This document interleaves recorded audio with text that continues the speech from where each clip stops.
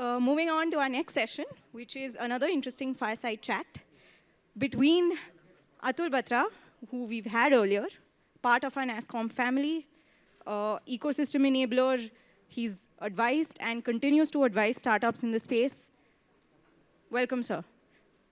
With him, we have Ashray Malhotra, CEO, co-founder of Rephrase.ai, also Forbes 30 under 30 at some point, I guess. Over to Atul. Thanks.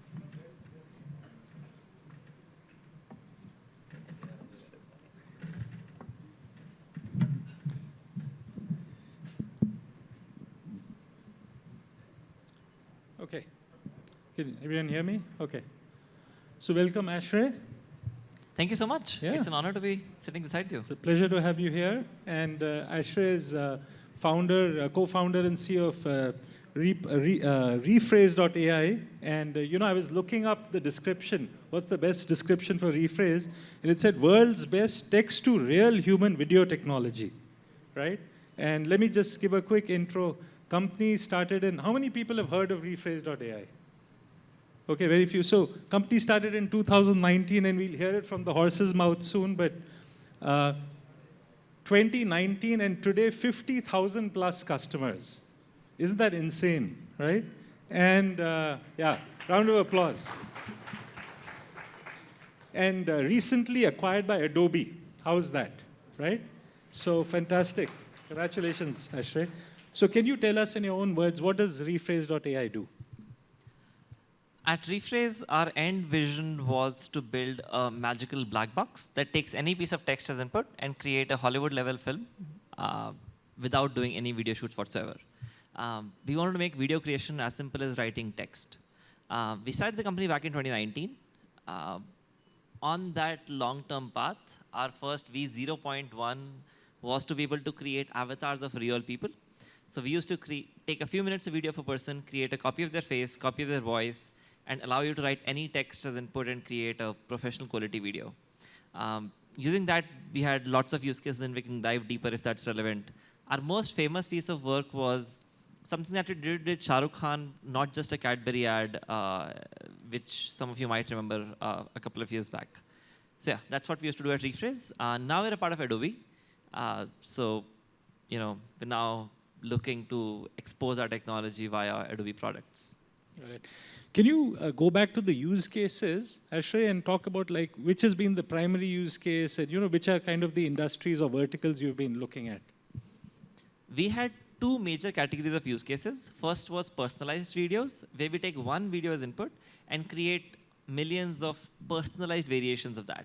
So again, going back to the Shah Rukh Khan example, he created one base ad, but we created close to 150,000 ads of Shah Rukh Khan, of him endorsing every single local store. So that's an example of personalization. In this category, we mostly used to sell to marketers. The second application is long-form content, where we had a bunch of stock actors. If you're a corporate learning person, or say if you want to create product explainer videos, if you want to create content, if you're say Coursera, Udacity, companies like that, you could just type your text or upload a presentation or give it a blog input, and we automatically create videos for you. Fantastic. And by the way, this is Adobe's first acquisition in India of a startup. And by the way, they're first in generative AI globally. And how's that for, world class from India, right? So Ashray, tell us about, there are so many, how many are entrepreneurs in the room, founders? Raise of hands. Okay, we have a few. So, a lot of people, they start companies building great technology. Their dream is one day, to get acquired, your journey. And, what do you think are some of the key elements that, made you very attractive to a big tech company like Adobe? Great question. I've never thought of it from the other side. So, in terms of how they should think about technology or even, being discovered, right? Because when you're a very small startup, there's, how many? Hundreds of thousands of startups globally, right? Yeah. Yeah. If say you had a corp dev person at a large company sitting here, and you think of it from their lens, what are they really looking to fill, right? What is the value add that a startup can provide? Either it can be revenue, like they want to acquire you because they want to increase their revenue base. It can be technology, or it can be talent. And it can be either like one of these three or all of these three, and that defines your value.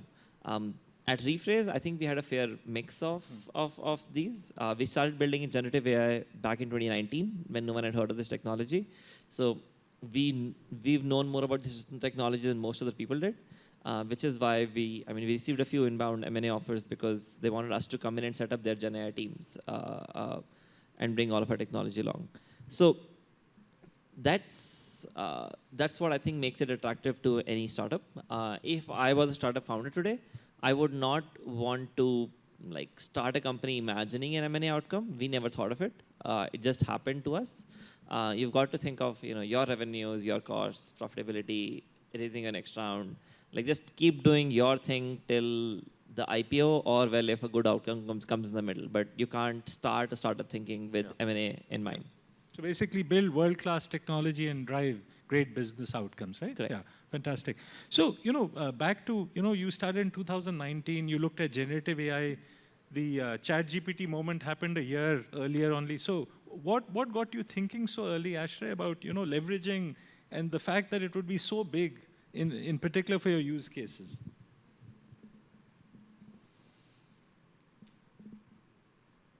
Nishit, who was my co-founder at Soundtracks, which was my company before that, and at Rephrase, is one of the smartest people that I know in the world of physics and maths, and the intersection of that was deep learning, which was just coming up. And we'd wanted to build a text-to-video engine for a very long time. It was a dream for both of us. So we just thought that at that time the technology was on the edge of it becoming possible. And as a startup, you are typically looking for that alpha, which is, what will become possible in either today is possible or will become possible in a few years that wasn't possible till a while back, because that's the business opportunity for you to go and capture. So we took a bet that, okay, even if it's not ready in the world, we can get it ready in the world and we'll go and monetize it. Because when we did our market research, I used to be the convener of film club in my college, so I thought that there was a business need for it. We did some market research and we started on the journey. Got it. And initially, is it true that you thought about text to video as a more horizontal, and then you figured out, look, marketing is a good use case, and and creating digital avatars to drive, you have one of your use cases is communication, right? Stakeholder communication. And then these use cases came later on, or you were thinking both from the beginning? We were thinking both, and the horizontal versus vertical question is interesting. In some sense, I personally made a slightly wrong judgment call of going for marketing instead of corporate learning. Corporate learning in real human videos has turned out to be a much, much bigger space than I would have imagined before starting on the journey. Having said that, I also do believe that there is space for a platform which is completely horizontal and builds for all ICPs at once. The core functionality components remain pretty similar across the block. So you've got a couple of companies in the space today which are going very deep, and some which are going horizontal. And I know a handful of them are doing really well on both of those approaches. So I don't think that approach has made a difference. It's the execution on either of the approaches which has made the difference. Got it.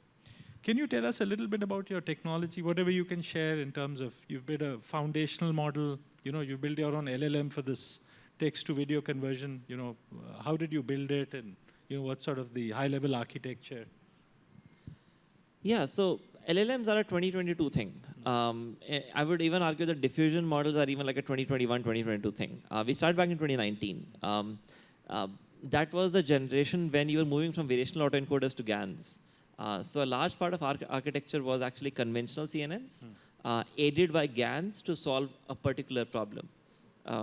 So since we used to solve the lip sync challenge in videos, we had built a pipeline which, where we actually did understand what the real models were doing underneath. Unlike the approaches today, which use a really large model that's trained on millions of videos, to be able to just do some black box operation and you have no idea why it works or why it doesn't work.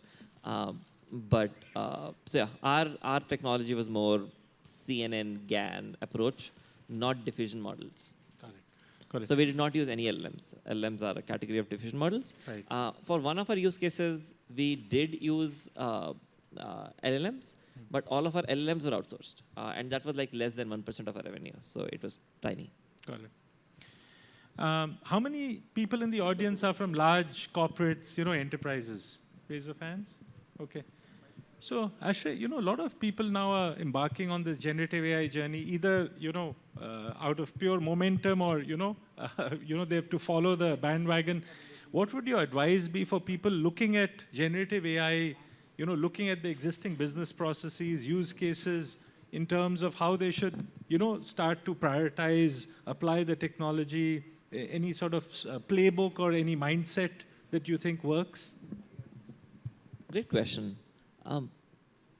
If I was looking at first, if you've got SOPs, like standard operating procedures for lots of things, I do believe that LLMs can start to automate a large chunk of those SOPs. Or at least help you scale up your volumes 5x, 10x without scaling up your manpower 5 to 10x. So I think those are great points. But I would think of some characteristics of places where you should or should not apply. I'm answering very specific to LLMs, not Gen AI overall. First, are your applications able to handle mistakes? If it cannot, if it's the example that was just being given before this, if your application goes wrong and you crash into an airplane, your car crashes into an airplane and causes a $100 million problem, you can't, right? LLMs are just not ready for that. So your applications have to be fault tolerant. Second, think of LLMs having an IQ of a 10th class kid. Does your problem require any more intelligence than that? They can store lots of knowledge, they can do lots of other retrieval tasks, but they're not really smart. But as it turns out, lots of problems in the real world actually do not require that level of intelligence, so it's fine. But you've got to think how complicated your problem is in the first place. And third is, and this is more implementation, do you want to build your custom LLMs? Do you want to do fine-tuning drags? Or do you just want to use something right out of the box from, say, an OpenAI, Anthropic, or some company out there? There are very real frameworks that I could talk about if you had more time on how to pick from some of those. But those are very important decisions. And I would make sure that you have leadership buy-in on these things at all times, because they come with security challenges. Using an OpenAI LLM is an ethical dilemma for everybody. So you can build an amazing prototype very, very quickly, but you've got to have legal clearances, you've got to have management buy-in. Otherwise, they'll just remain a cool POC and won't hit scale. Got it. I think we're out of time. My last question, so, the flip side of building these synthetically generated videos is deep fakes, right? Do you have a point of view, Ashray? I mean, how should we tackle that? I am actually fairly proud of the fact that we've created digital avatars of most big celebrities in the country. We've cloned Shah Rukh Khan, Hrithik Roshan, Tiger Shroff, Alia Bhatt, Virat Kohli. We've created digital clones of everybody, and we've never had a deepfakes problem. So I'm prefacing this to say that it is possible to do it, right? You can get into the generative AI space without creating deepfake problems. Here are a few challenges, though. First, I acknowledge it's a very real problem, right? If I was on the other side of receiving a deepfake, it would really, really, really hurt. So it is a challenge that we need to solve. Large companies need to get together and create common media standards which understand whether video has been generated or recorded. There are alliances like C2P, etc., which are working on this. But that does mean that from the time a video is recorded on your iPhone to edited on a software to broadcasted on YouTube, there should be metadata tracking at all levels that happens so that you can understand whether it's a real video or generated video. And generated videos are fine. They're absolutely fine. But they need to be tagged as explicitly as those. This will take a time, though. So while the world gets to that point, we have to build human immunity to deepfake videos. It's almost to an extent that if someone forwards me a WhatsApp message today, versus say if I read something on BBC.com, I'm going to trust a BBC.com text over a WhatsApp forward that someone sent me. It's just because I've built a mental reputation of sources in my mind to understand that, okay, like text from place A is safer than text from place B. Whereas with videos, today we all believe that videos are like all real, and like every video is the same. Like if this is a video, it absolutely has to be true. People need to see some fake videos in their life to like get over this fact that videos can also be manipulated. It'll require us going through a little bit of pain as a society, but I am hoping that on the other side we build immunity and we understand, we start to question, is this video real or not? Okay. So I think we're out of time. Thank you for your insights, Ashray, and congratulations on all your success and all the best. Thank you so much. Thank you. Thanks for having me. Thank you. Thank you for this session. I would just request Navratan sir to please share our token of appreciation with Atul and Ashray. Thank you so much, gentlemen, for joining us.